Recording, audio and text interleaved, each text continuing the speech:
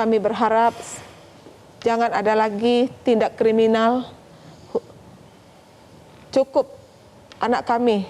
Jadi kami mohon kepada pemerintah untuk melakukan yang terbaik. Karena ini kasus pembunuhan dan pemerkosaan. Jangan karena usia di bawah umur, hukuman tidak dijalankan.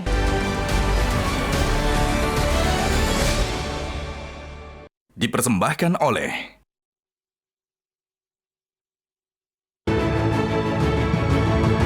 Kita lagi di Hot Room.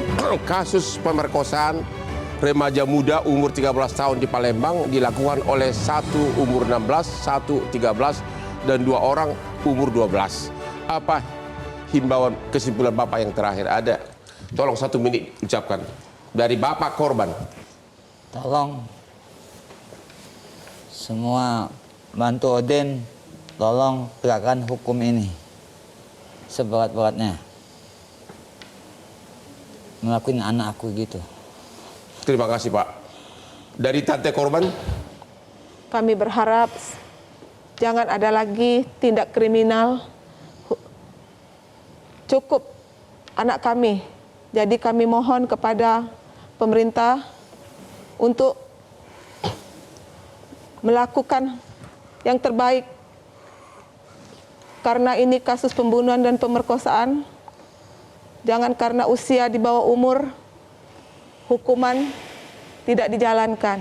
Kami tidak rela jika ketiga di bawah umur ini untuk direhab. Kami mohon bantuan kepada semua bapak-bapak. Terima kasih. Bapak, Ibu juga memohon agar undang-undang dirubah sehingga anak umur 14 ke bawah tidak begitu saja direhab begitu. Itu himbauan Ibu. Iya. Oke. Psikolog, apa himbauanmu? Ini menjadi peringatan keras sih buat kita semua sebagai orang tua, sebagai pendidik, sebagai guru, bahwa dunia sudah berubah.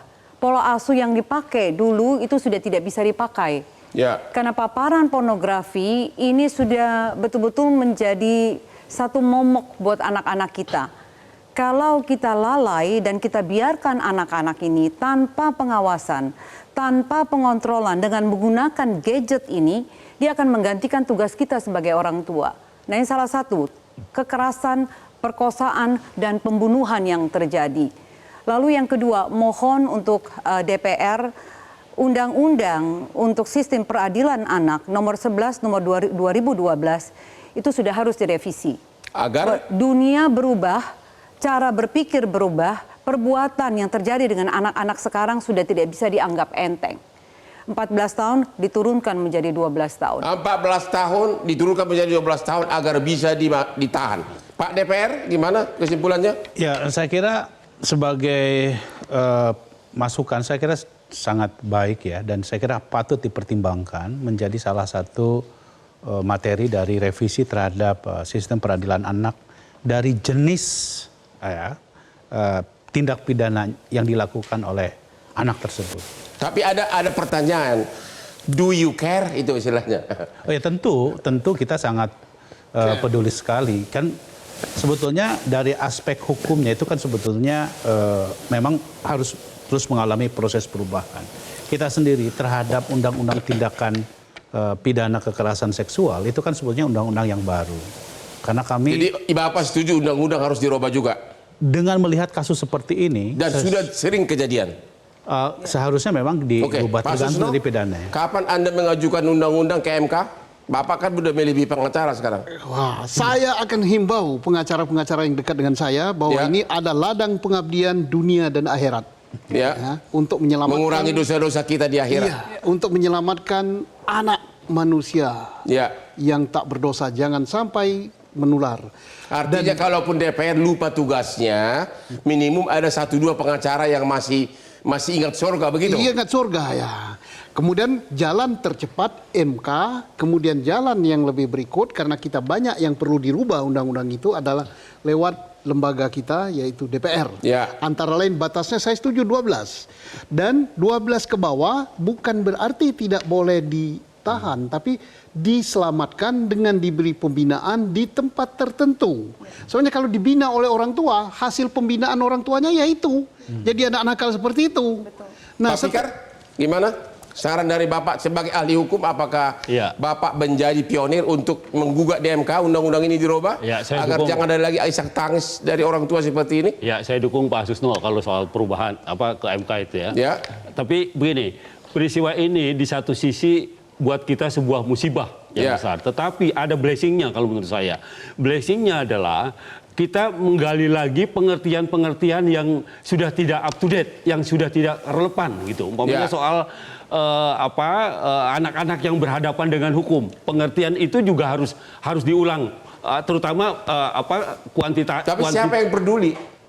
Ya tentu saja pada DPR kan akhirnya kita menyerahkan pada pemerintah dan DPR ya karena DPR yang akan datang. saya percaya kasus ini mengetuk semua pintu masyarakat gitu ya untuk ada satu perubahan di mana ujungnya adalah kita menuntut keadilan gitu ya di mana meskipun itu anak-anak gitu ya tetapi juga harus ada hukum yang bisa mengadili mereka yang bisa memberi pelajaran kepada mereka supaya anak-anak yang lain tidak melakukan itu gitu. Betul, Nah, itu ini saya yakin kalau ini terjadi dengan bapak anak dari bapak-bapak pejabat, nggak mungkin kasus ini tidak akan ditangkapi dengan serius. Ini karena kebetulan adalah seorang buruh serabutan yang ngangkat bola golf gitu ya, dikali-kali.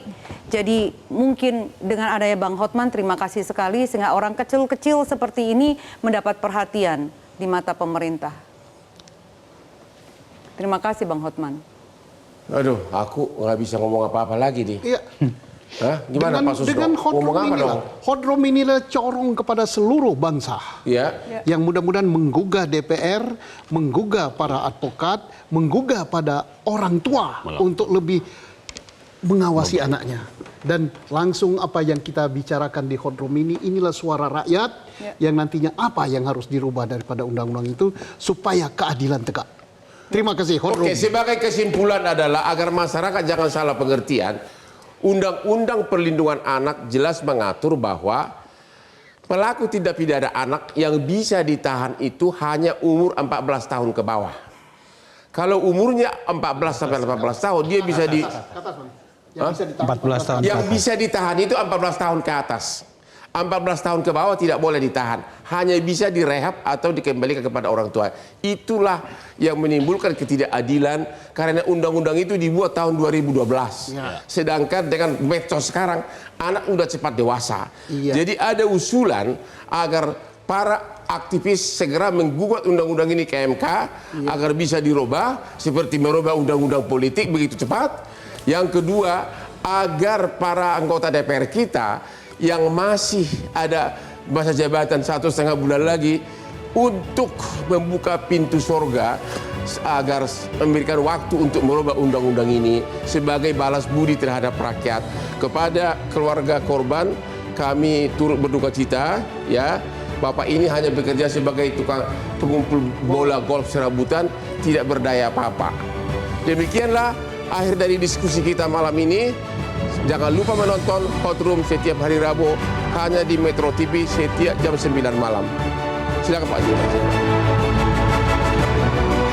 Jelajahi cara baru mendapatkan informasi. Download Metro TV Extend sekarang.